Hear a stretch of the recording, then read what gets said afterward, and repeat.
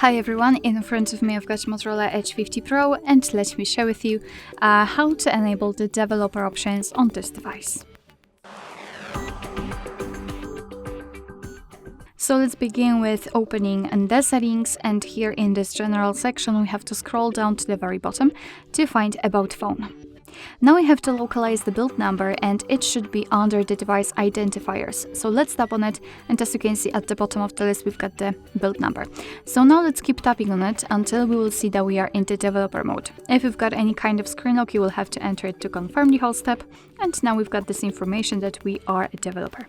So now let's go back. We have to go back to this general section, general list, and tap on the system. It should be right above the About Phone.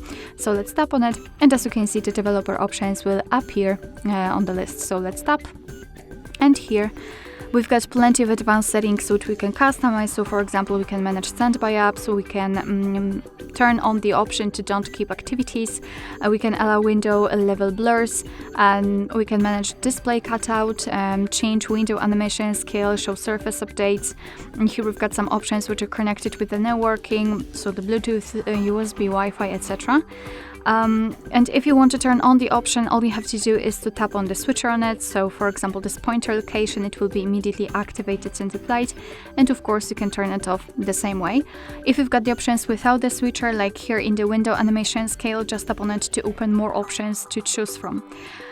If you're done with customization of developer options, you can always turn them off just by tapping on the switcher, which is at the top of the screen right now. It is pinned, and it is on this yellowish background.